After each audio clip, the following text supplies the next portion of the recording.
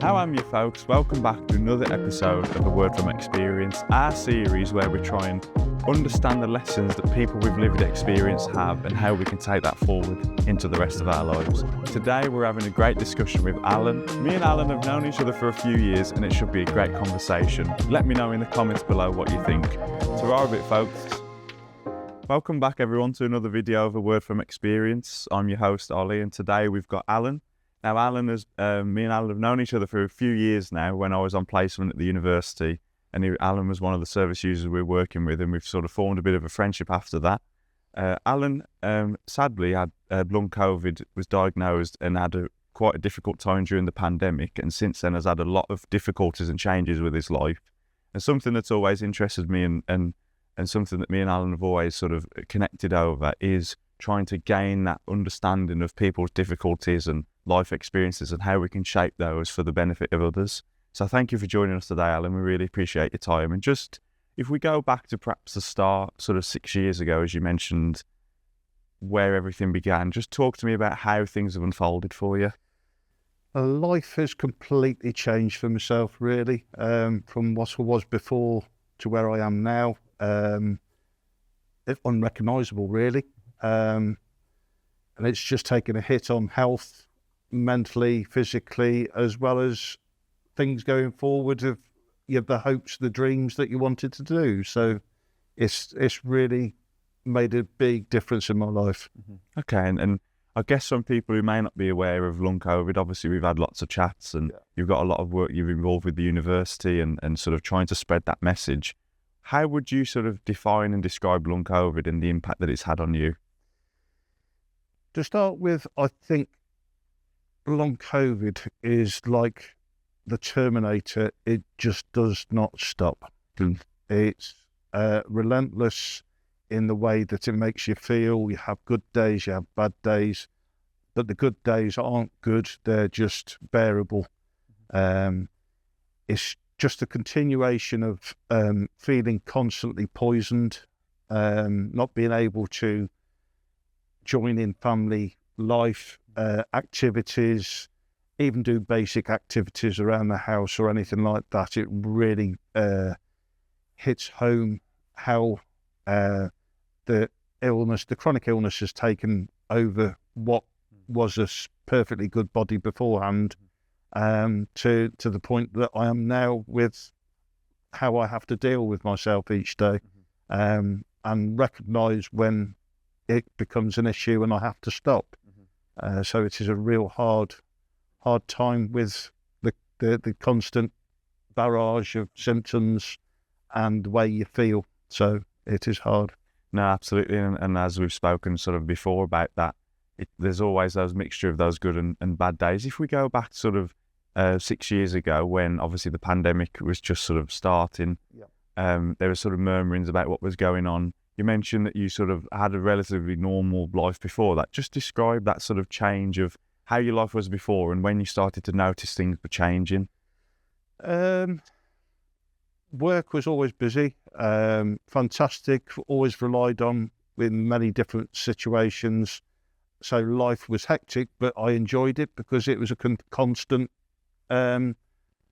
challenge each day. And it was a challenge I relished and loved doing. But once COVID had hit, it was some time after the first lockdowns, went back to work in the start of July of 2020. That's when I realised that I wasn't myself. I was constantly feeling really tired, lethargic. The body was aching. It was the knees that started to go first, constant pains. And it's like, yes, we've all been furloughed. Fortunately, I was furloughed. And it's like getting yourself back into the flow that you've not been using your muscles. I thought it was that to start with, to the point that I came home from work and I was feeling really tired. I was having something to eat and then going straight to bed and then life on repeat. To the point it came to end of August, the start of August, where I felt as though I was doing some work in the bathroom and I started just shaking. like I was having an epileptic fit, sweating, and it progressed from there, which I couldn't walk. I had to crawl back to the bedroom. And from that point on, life has completely and utterly changed. So it was that point then that really frightened me and made me really aware that there was something really wrong with myself, and it wasn't just aches, pains. It was having issues with what I was doing, what I was thinking, how I was performing, how I was talking, and basically everything started from there. So at that point, I knew there was something really wrong. And with that, and as you can imagine, going from a relatively normal sort of life, as you said, dealing with those day-to-day challenges, enjoying work, to then suddenly this sort of shock to the system, as you said, you were physically sort of healthy and fit before that. Just describe to me that when you first started to get those feelings as if something wasn't right, what type of symptoms were they and what action did you take? It was more of a case of being not even able to think, as well as the body was just in complete and utter pain. There was not one part of my body that wasn't hurting. Pins and needles, even the touch of skin to skin or material on my skin. I couldn't eat. I couldn't really drink. I couldn't walk. I couldn't function. It was just a complete and utter, as though the body had just gone into a complete meltdown, and I had no control over any part of it, which I thought I was going back down with the illness, but didn't realise, because it wasn't spoken of or heard of at that time, what was actually happening to myself. And I guess, as you say, at the time, this was sort of after the first lockdown, so it would have been end of 2020, start of 2021. There's obviously a lot of sort of media commotion about what's going on, a lot of things sort of being pushed down, which has later then come out to be true, and different things.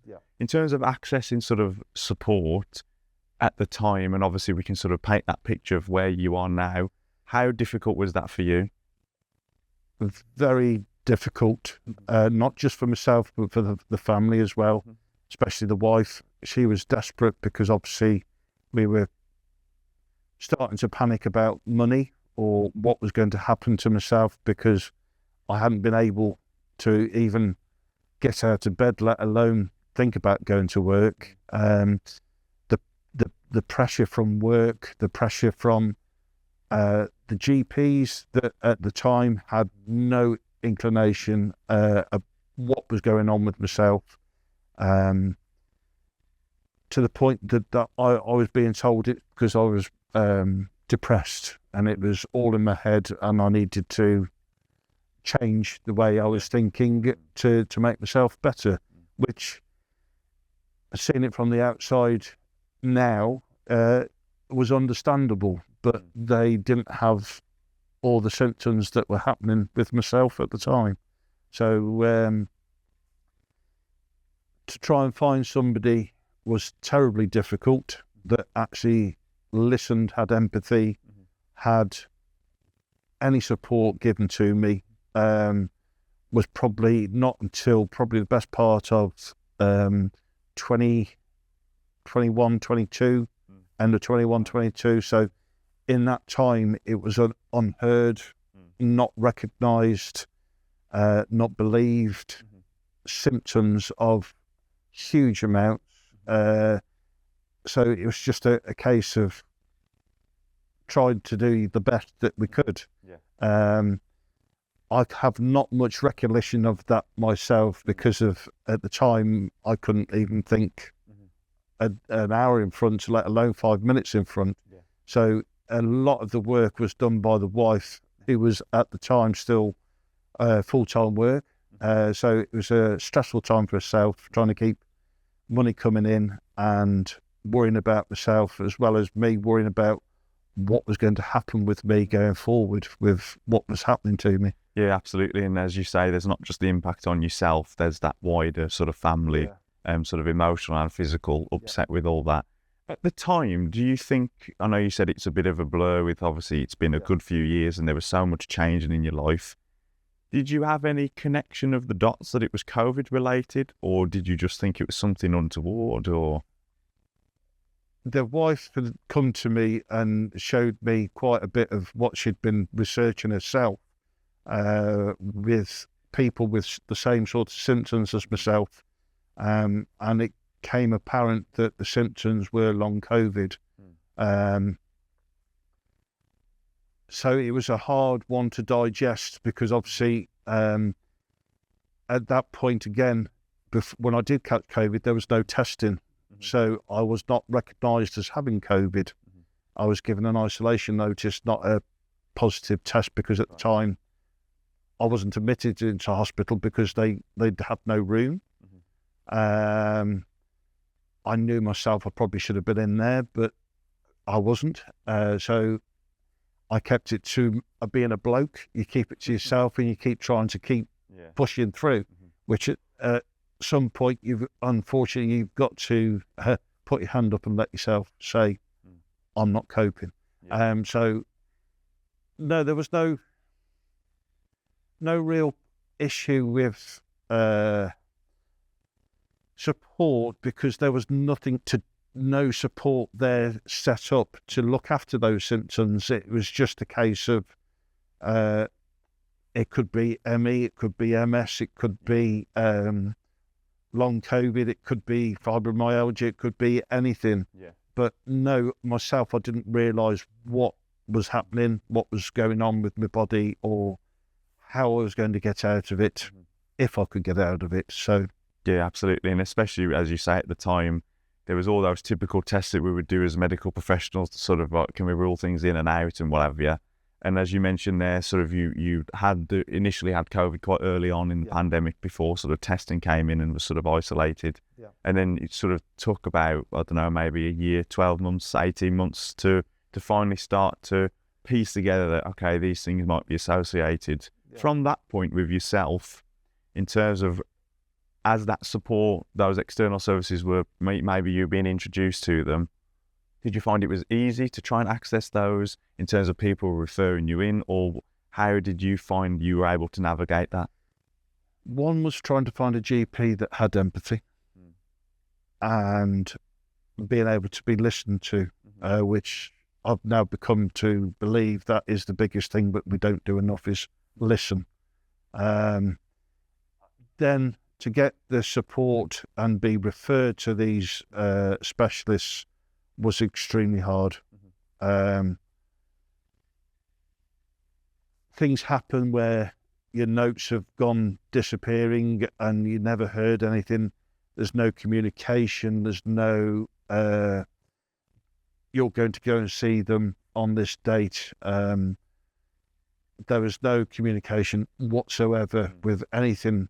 So it was hard to try and get any sort of support. And when we did finally get into the long COVID clinic, again, we were dealt with by, it's all in your head. I can't see anything wrong with you. There's not a problem with you. The same as it is now that I'm sat here, I'm wearing a mask, but you know, on the inside, I have issues with lots of different things, but can't be seen. It's the invisible.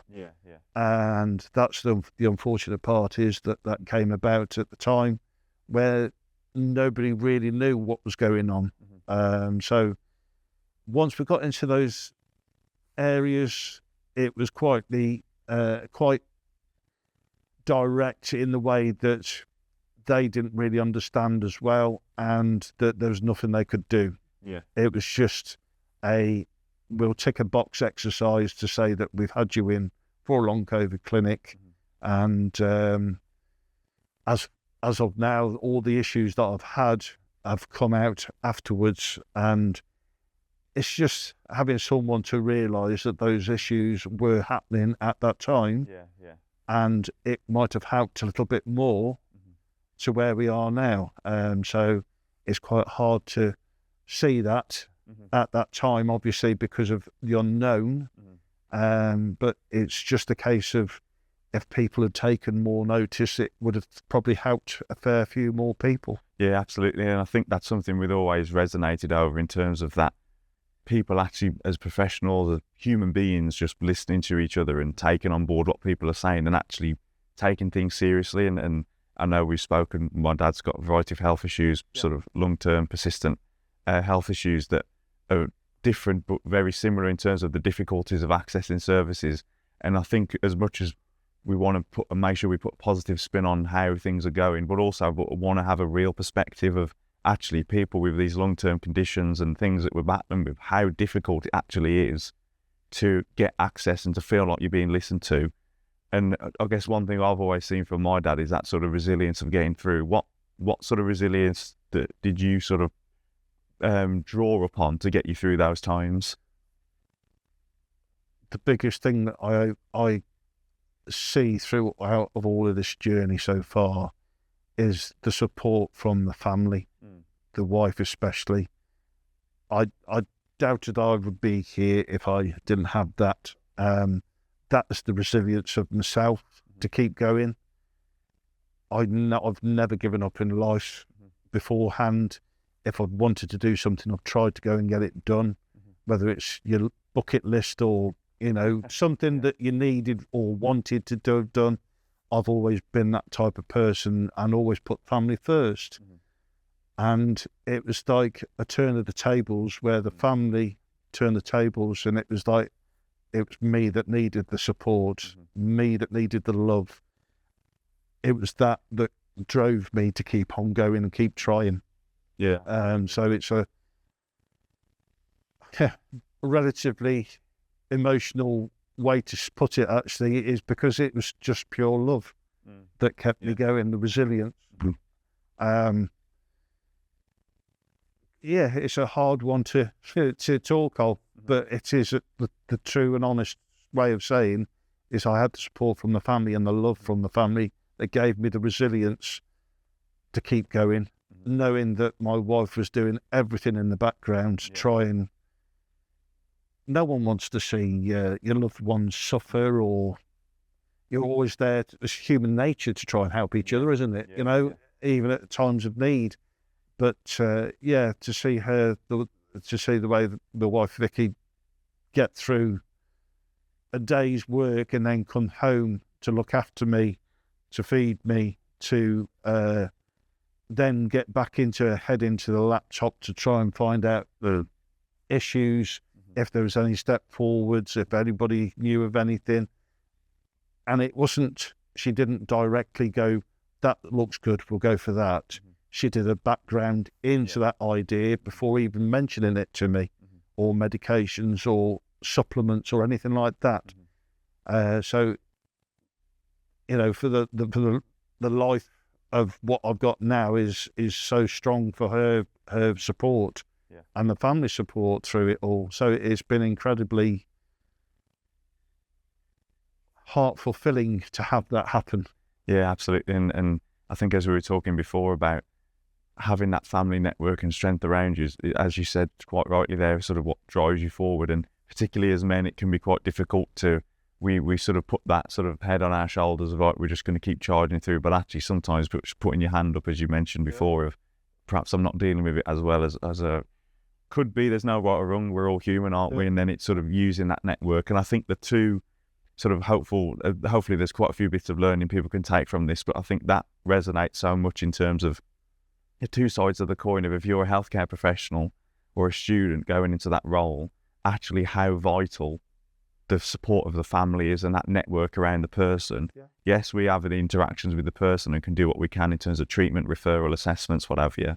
But actually that family network is the driving factor of how well that person will manage afterwards. And then also the other end of the coin of actually similar to why we're here today in terms of raising awareness of those more longer term conditions and trying to create a community of people that can interact and engage, which is something you've sort of been fighting the flag for on your own to begin with, about how isolating it can feel. I imagine for yourself it was very difficult in that sense.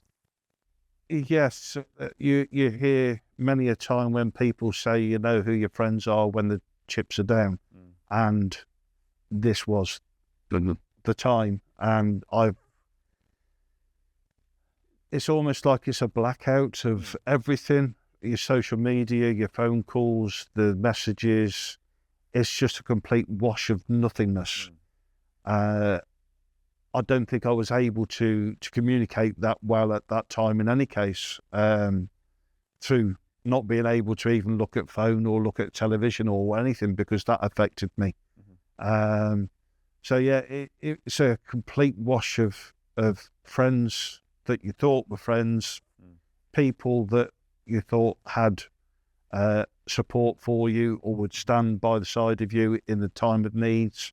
It was a real eye-opening experience, quite honest, of how life can change on a sixpence, from your friends to your wealth to your supports. All of that, when that, it's like standing on a table and the table legs being cut off one at a time, but it's in slow motion. It felt like slow motion to me, but it happened all at the same time. And when that tabletop starts to drop, that's when you start to realise you've got issues and you've got problems. To go on top of your own medical issues, you've got all that around you going on, which really you probably don't recognise the time.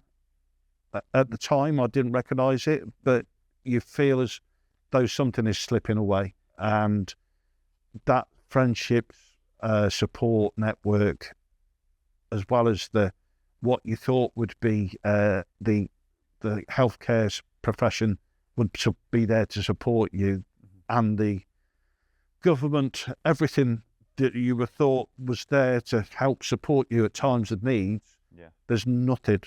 You're just slipping down a rope, covered in grease, and you're just falling. And that's I think that's how I can imagine myself. It's like you've got a vat of hot fat in the bottom and you're just sliding down a rope into it. And it's a horrible place to be, I must admit. Yeah, and I think seeing that firsthand with my own family as well, with my own dad, and very similar to your experiences of when you have that complete shift of changing in your life, of being relatively normal, which none of us are normal, are we really? We're all on a big rock, floating around in space. And from that point to then, like you say, you suddenly enter a world of sort of, whether it's getting involved with universal credit or sort of changes to your life circumstances, financially, emotionally, physically, all these changes from a health perspective and an emotional perspective. And hopefully the people understanding that actually that, although holistic is one of these sort of buzzwords that's thrown around, but actually how much of even yourself, the person, individual experience it, not even realising that holistic nature of their own life, and how much that lack of maybe friend support, family support, or although family was good that you mentioned, but sometimes there can be distant relatives, different things that can change and surprise you. And then the services that are supposed to be there to help us as well, which obviously at the time of COVID, the pandemic, everyone was sort of panicked to a degree, not really sure about what was happening and not happening. But I think there's a definite reality of things not being taken seriously, as obviously the recent COVID inquiry is sort of introduced about the fact there's a lot of mishaps and mistakes that occurred, which, I mean, we're all human, those things happen. But I think for individuals who probably stick to the rules, adhere to all the social distancing requirements, and then also have these medical serious life-changing impacts occur, it's almost like a kick in the teeth, hasn't it? As you said, the table's been cut underneath you and your kneecaps have been taken off as well, haven't they? Yeah. You know, you go through life. I've been fortunate enough to had worked continuously for a long time. You've paid your taxes, you've paid your national insurance, and you think that's there. There's a safety net for you.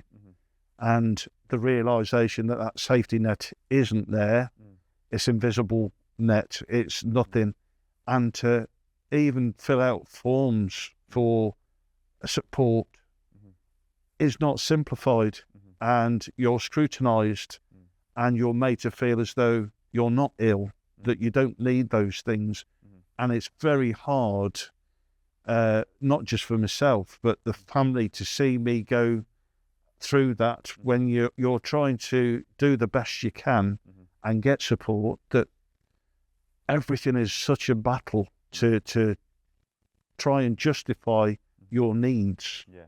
And those needs are incredibly needed, at that time, but it was just the way it was so hard to get hold of, to even be listened to even get paperwork sorted to get into that position.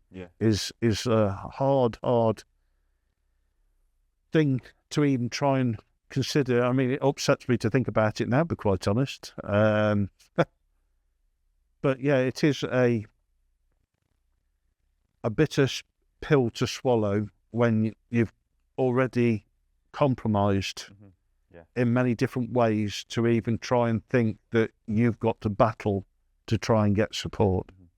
Which I think for yourself, it occurred in around the long COVID type condition, but then there's almost that you're not alone in that sense of this happens for a lot of people, doesn't it? With those long-term conditions. And I think from what you said, where you, as you mentioned before in our conversation we had previously, of going from suddenly having a relatively normal life, working, paying your taxes, what have you, and then suddenly you have to apply for universal credit or you have to fill out these forms, and just that transition, how did that feel for you? And as though I was in the gutter. I wasn't worth it. Really upsetting, not just for myself, again for the family, but demoralised. Really, really horrible way of feeling it, that you're being dealt with in that way. You're that person that someone's reading on a piece of paper and they're making a decision on. They haven't even met you. They don't even know what you were like before. They don't know how long you've been working. They don't understand the conditions that you've got, the symptoms that you've got. What you're trying to deal with is all in somebody else's hands that is not either medically trained or mentally trained or any sort of way trained to make a decision on your life going forward. So it made me really cross, angry at the time, upset. So it's a real hard time for myself. Mentally, not in a good space at that time. I wasn't in a good state beforehand, but this made me feel even worse, to be quite honest. And then the power of sort of your family in and around you to sort of get you through that. Oh yes, that was the only thing that kept my head above water, quite honest. So it was a real horrid time, I must say. And I think it's tremendous, obviously knowing you for a few years now, just how far, even in the few years we've known each other, how far you've overcome since then, and testament to your family and yourself from the beginnings of COVID and where we are to now. And I guess just for context of people who may not be aware, long COVID wise, obviously different long-term conditions have different symptoms, but what type of symptoms have you been either had or currently dealing with that have really took that toll on you? They've all taken a toll on me, if I'm honest with you.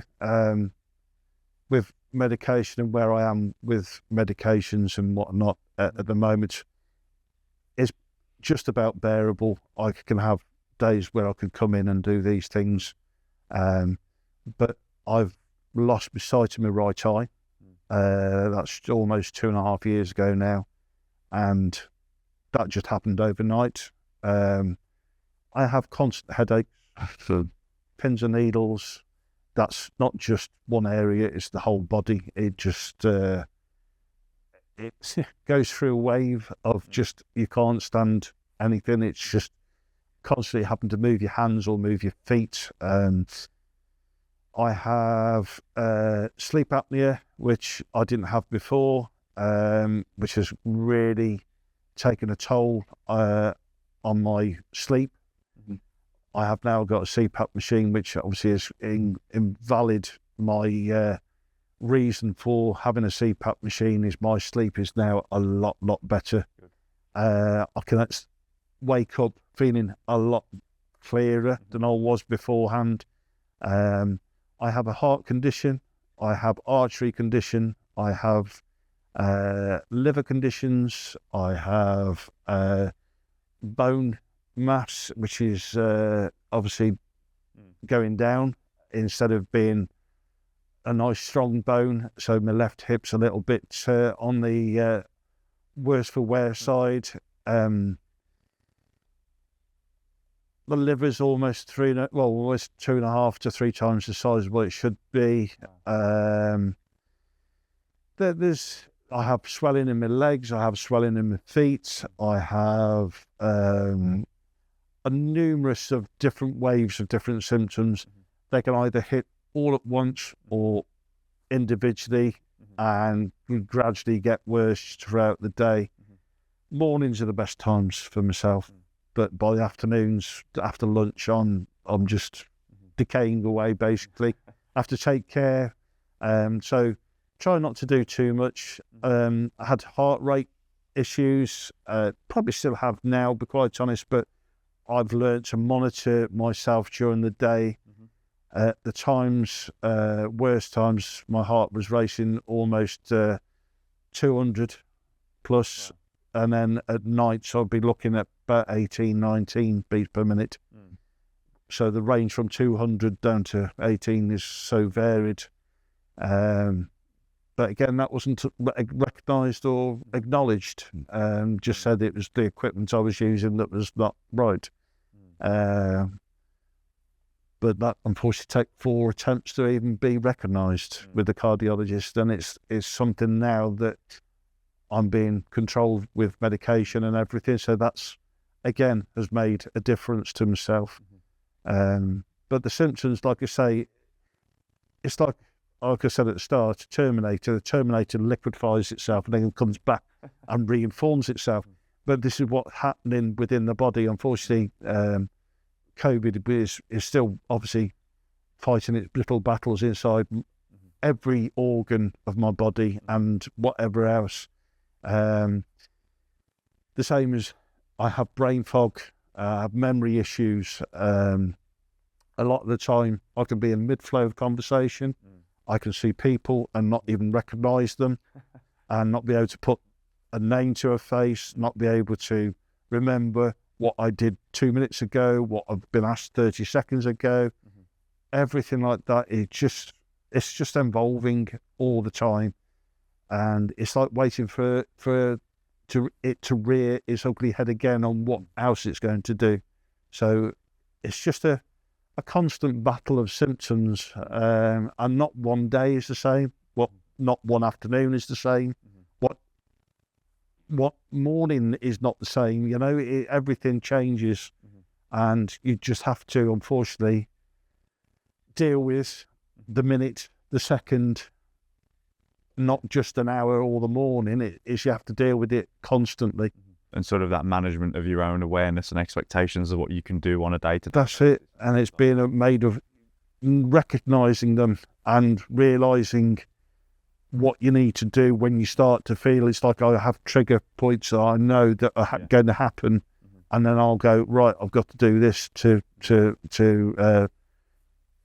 re-establish myself, or go and sleep, or go to rest, or I've got to stop what I'm doing. It's as simple as that. Is recognising those triggers and realising, that's a trigger. I've got to stop, even though I want to.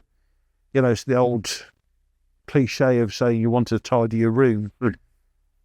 There's always that. I've always been house proud, the same as I've been with my family. I've always been proud, but I've always liked my home, my castle, to be as I want it. So if I can't do the whole room, I can concentrate myself on a little corner and just look after that corner. That gives me a sense of achievement, and that's what I've found has helped me to get through everything as well, is that if I can set an achievement each day, even if it's just being able to get up and talk, I'm breathing, that's an achievement. So it doesn't matter how big or small that achievement is, it's just being able to achieve something each day. No, absolutely. And I think, especially with people like yourself with those longer term conditions, it's about that changing those expectations of actually, yes, life has changed, and it is incredibly difficult. And until you've gone through that or been a part of a family that's gone through that, it's very, very difficult to understand.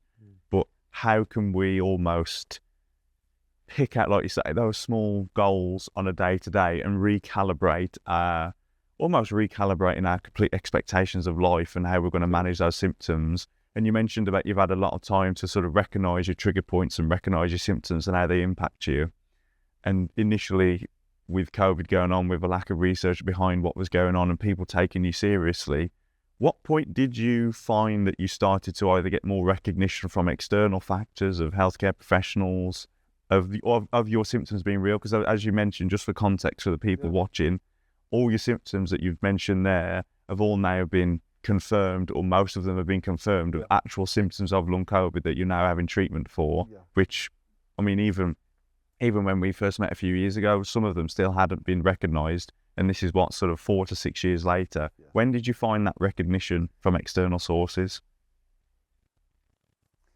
The biggest recognition, unfortunately to say, was other people through social media. Right, okay. The recognition that we're all talking the same thing, and we all knew what we were talking about. We all listened to each other, and we knew everyone's symptoms of long COVID is completely and utterly different. Everyone, I know of people that are home and bedbound all day. I know people that are still working, but are really, really struggling because they're not being recognised. It's not gone away, that recognition. I think I've been a fortunate one and been to many a different GP, private or within the NHS, and have been given diagnosis for separate things, which have all combined to being called long COVID, but it's not called long COVID within the NHS. So it's just a shame that I still don't believe I'm understood. If I went to see another GP or another doctor within the NHS, that I would be recognised as having long COVID. I have many symptoms, but all those symptoms would add up to be, I've been diagnosed with ME/CFS, so that's a big one. Dysautonia. There's many of those lists that have come up that all add up to being a chronic illness, but really it's not recognised as as a role that is long COVID. So it's only the power of myself and my wife that, because of having COVID, again, I wasn't tested, so I've not really had COVID in the eyes, but I knew I had COVID. I've never had experienced anything like that before, and never want to ever again, be quite honest, because it was the first 6-7 weeks, it was unbearable. So yeah, it's a hard, and I feel sorry for those people that are out there that can't get out, haven't got the support, that are in the same boat as myself with long COVID, and still not recognised or being given the support that is required. The recognition of long COVID is what really is needed going forward, because it is a by-part of COVID. Unfortunately, they knew about it from SARS-1. The SARS-1, there's still people out there from SARS-1 which have got long COVID or symptoms like long COVID.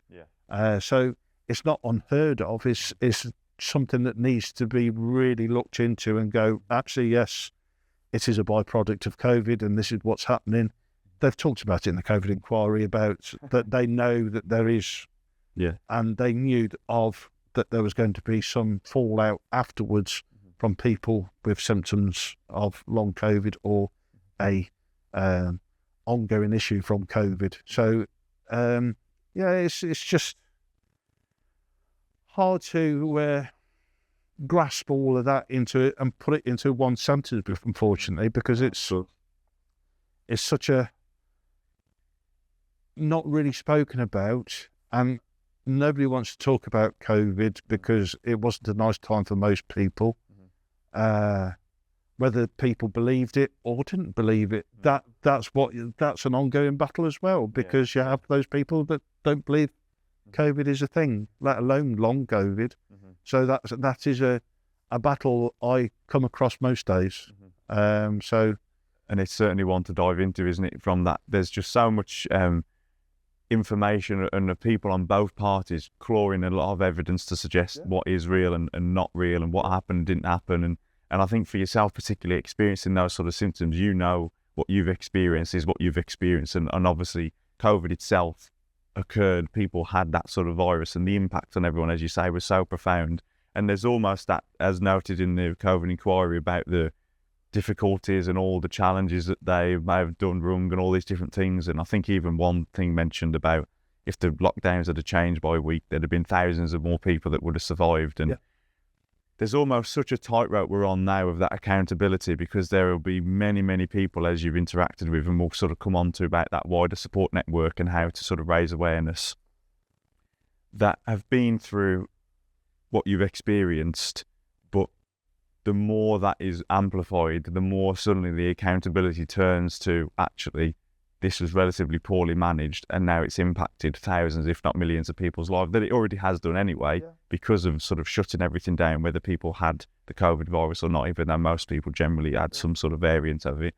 I guess from your perspective, now we're sort of X amount of years gone by, what sources of help have you found along the way, particularly whether it's been statutory services, NHS, whether it's private or community-based stuff? What are the key change points over the last few years that have started to have this positive trend?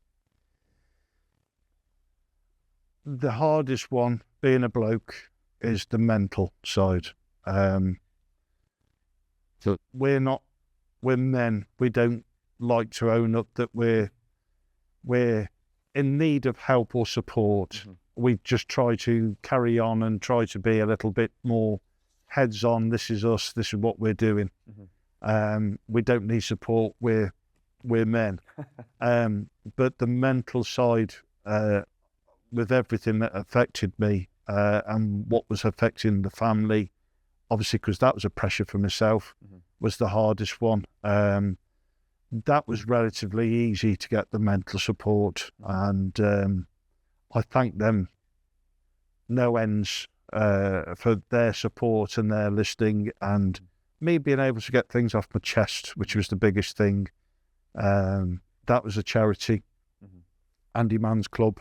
There's some great people, and being able to give support as well as get supported is such a huge thing. And to have that, being able to do it online as well, which was so much easier, obviously at the time, because when you're not getting out of the house because you can't get out of the house, was a lifeline for me.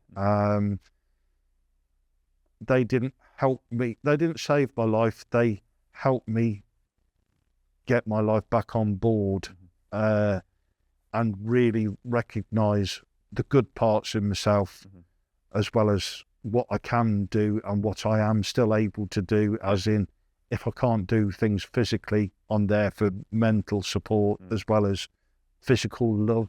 You know, being able to cuddle someone is incredibly heartwarming, as well as emotionally giving is great. The support with the medical side, I managed to get the wife managed to get me an appointment with a private person who was specialising in symptoms of long COVID, which I spoke with my local GP and said that I was going to go private, and because she was at a loose end of what she could do. Unfortunately, with the NHS, their hands are tied with treatments, because they obviously has to be recognised, have to go through NICE, have to go through everything to be able to be recognised. So went privately, and I got a huge outcome from that, with many different symptoms that I was experiencing, which have been named. I have now got medication for. Good. So that was a huge turning point, to be able to control them. Not just, it made my life better, but not to the point of,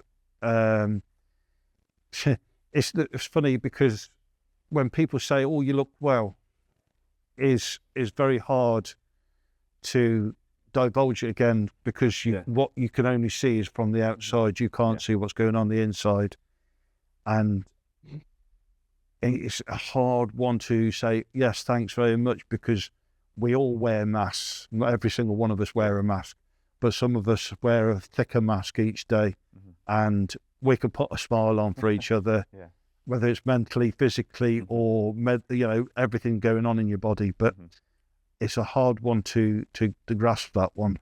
But it is quite a hard spectacle to actually come to the point of, you actually look well, but doesn't mean I am well.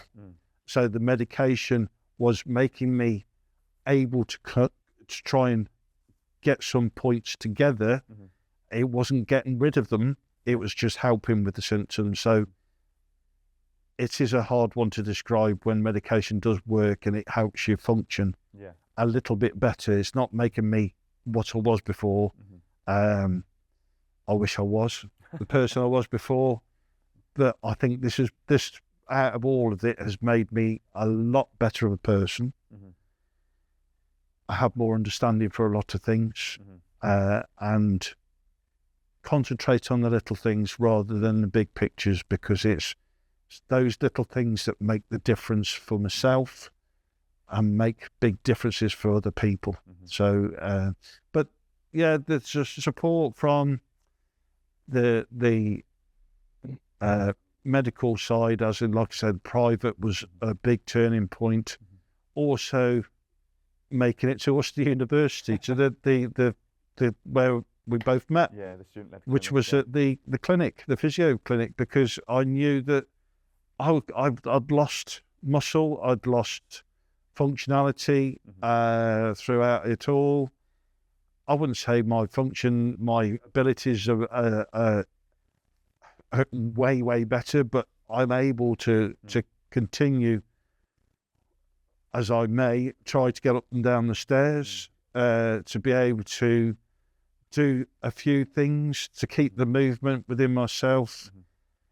I'm not going to be bodybuilder 2026, I'm not going to ever be that, but it's given me the movement, being able to help with some of the symptoms, or be able to walk better, be able to try to look after myself at point when I'm able to, because that's another thing. You feel as though you're constantly judged by people and the systems, and if rightly or wrongly, we all have that little voice in the back of your head going, well, why is he sat here talking to yourself? They don't realise that yesterday I didn't do anything to be able to be here today, to be able to talk to you.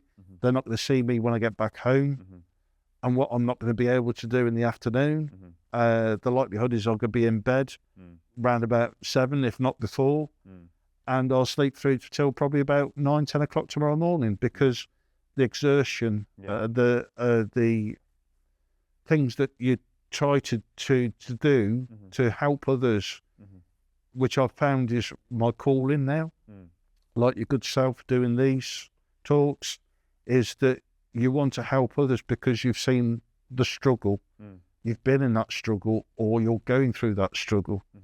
And I've managed to keep myself going with the love and support of family and friends, and like people like yourselves that have helped me keep myself motivated to keep going with life. So yeah, it's a good way of churning myself around, but to get through it is like swimming through mud. It's horrible. Horrible. It never goes away. There's, like I said, that worry, the feelings, the sensations of everything are magnified so much. But you try to help others, and that's why I said yes to this, for one good reason, because it's not being able to motivate people to be like myself, but it's motivate them to know that I recognise them.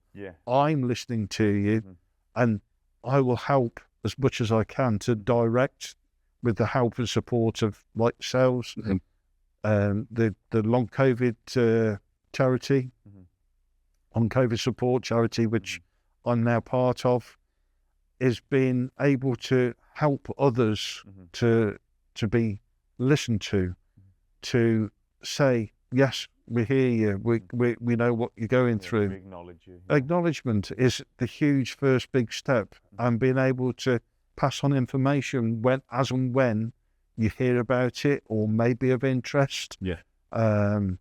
It's just doing those things to help others and make them feel them again as a person.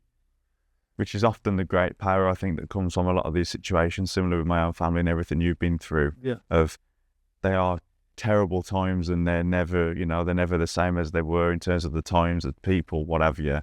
But how do we harness that energy and push it to somewhere good? As you say, people will have different areas where as you mentioned, you had a lot of family support. Some people might not have that, and then there's obviously more challenges that come with that.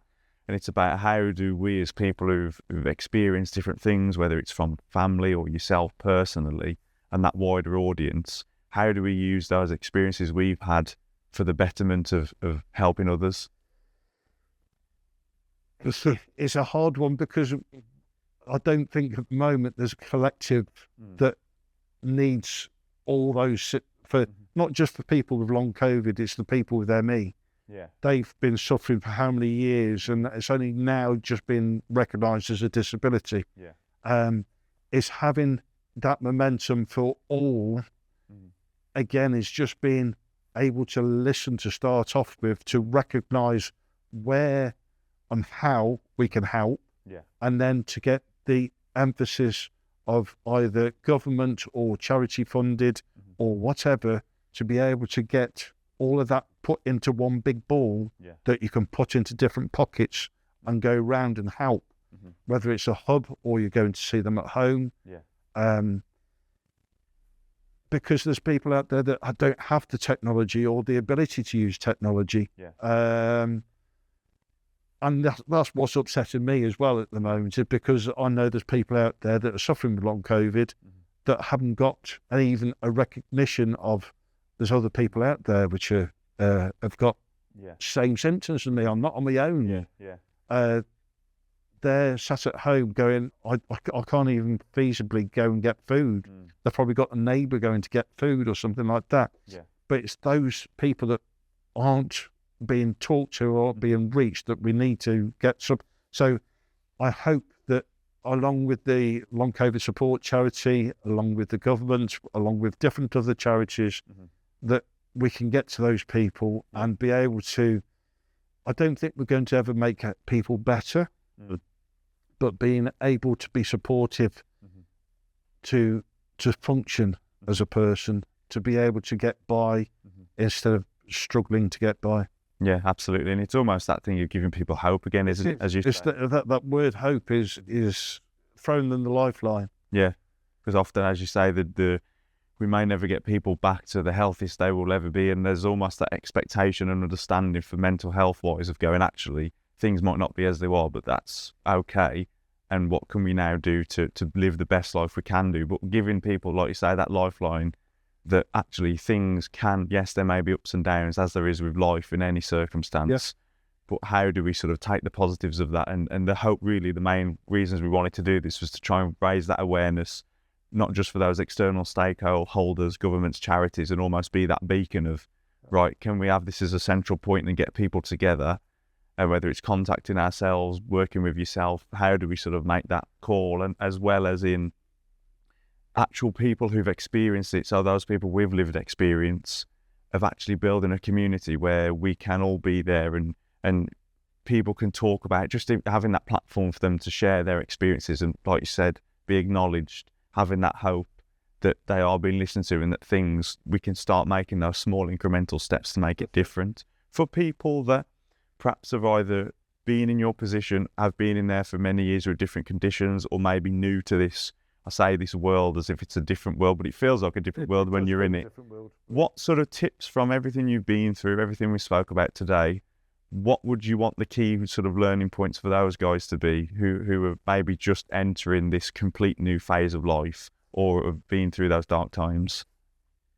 To positively try and keep going is to start with, is to reach out either to GP, look for people that are within different support groups.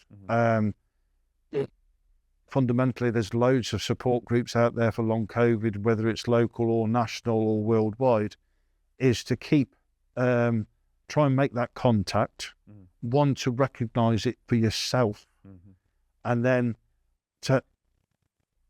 one person isn't going to change the world. A group of people can make a difference, but it takes a whole load of people to make the big change that is required. And this is the momentum that with likes of yourself, with likes of different other charities, the recognition of there is a need for this. We're not doing this, you know, when we were in that COVID period, the neighbourhood all came together. Everything was happy Larry and all painted lovely. And then as soon as we came out of COVID, it completely left and it went. We could have changed the world at that point. We could have changed a lot of things in that point. And unfortunately, we came out and it's got considerably, I think, myself personally, considerably worse. Where the support and the care is not there, and everyone's realised that life isn't easy. Life is a drag at times. Life is a problem, whether it's mental, physical, money, anything. It always is a problem.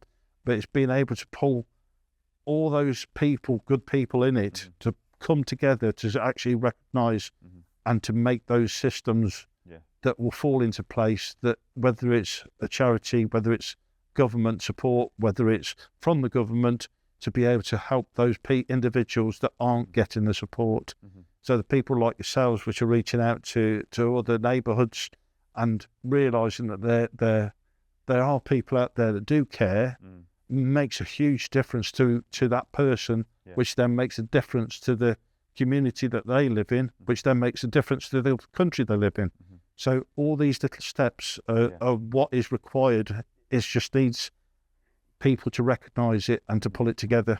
No, absolutely. And I think as you say, it's those small incremental stages and steps of people, the individual experiencing it, and then as the wider community around them can build that momentum. And that's hopefully where we can sort of start with what we're doing here at Health Valued, and obviously chatting with you today. Obviously you've had a lot of interactions with students. We met when we were a student. We've got students with us on placement. From a healthcare professional perspective, whether it's student training, and obviously we could go into detail about all the different professionals you've seen and the different treatments, but I think on a human level, yes, those specialisms have their right, but the human understanding, communication is very much the common ground across all of them, whether it's physio, dietetics, consultants. What would you say for other people going into those healthcare professions, or people in those healthcare professions, with someone like yourself or people with those long-term conditions? What things do you think we should think about if they've not got that experience that can make our treatment better? It's listening.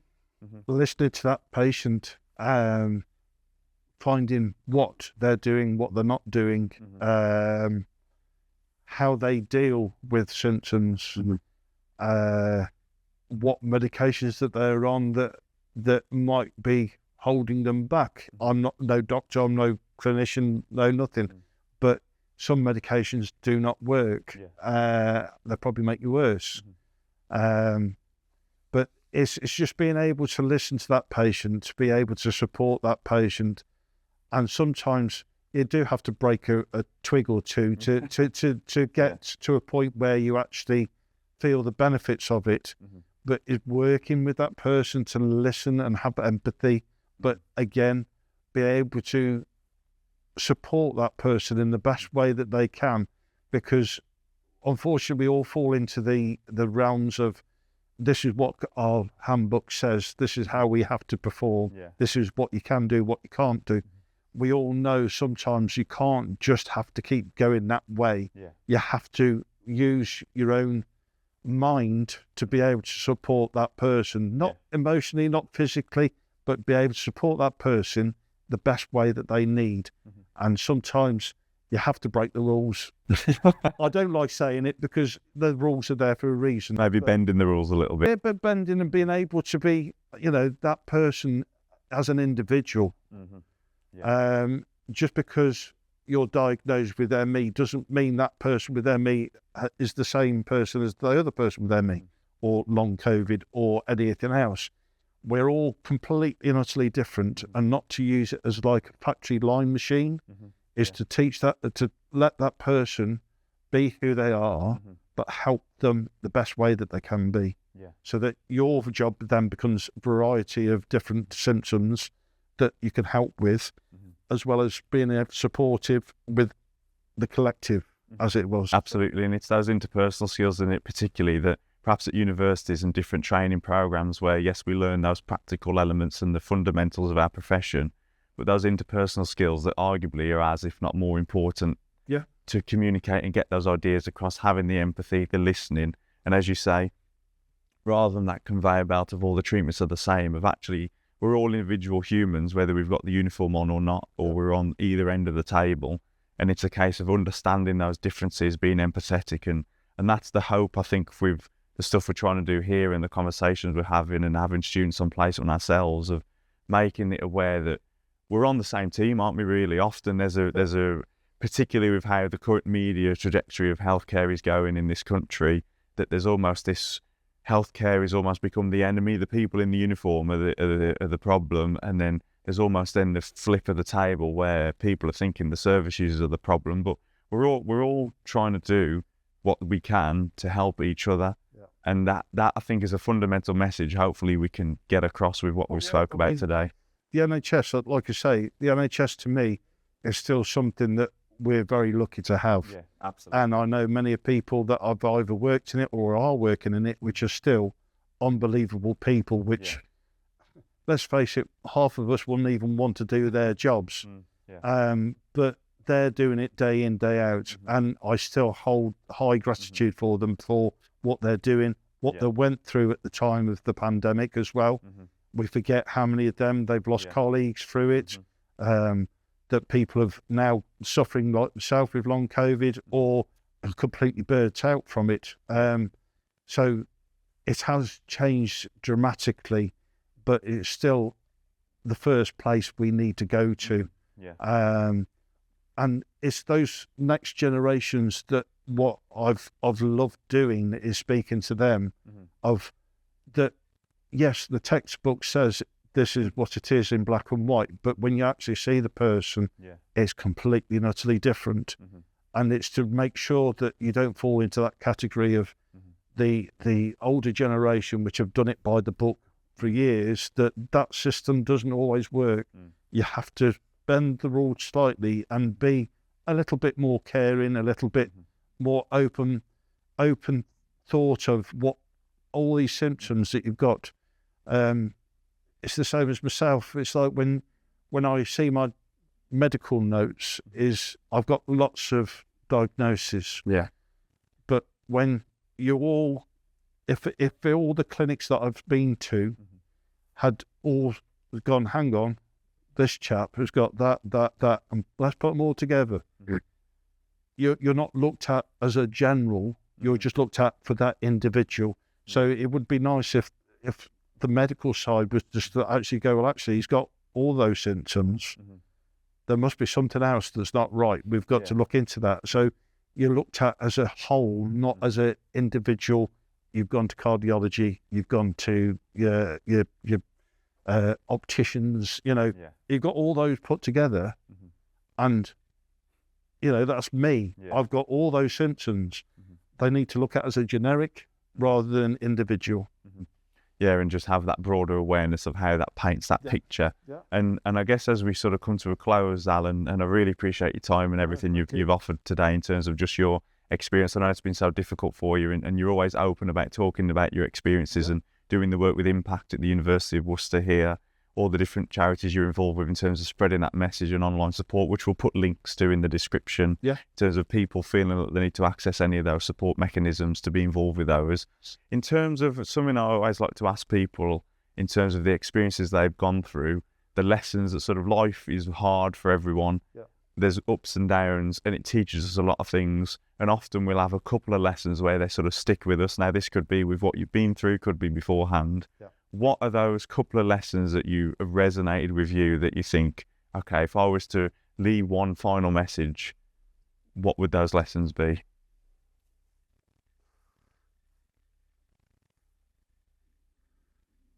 Life is too short. Life is way too short. We're only on this rock floating in space for a short amount of time in reality. But the love, the support, it is out there. And it's those people that you find that listen, that can communicate with you, that help you, hold them close, because life is in need of those. And you don't realise it when you're going through your day-to-day life. You're too busy, you're too connected on what you've got to do. Is recognising the small things in life, because it's the small things that keep you going. It's something that, like I say, I keep repeating myself on the listening, but that is such a hard thing to actually do when you want to. It's the same as if you're listening to a podcast or a song.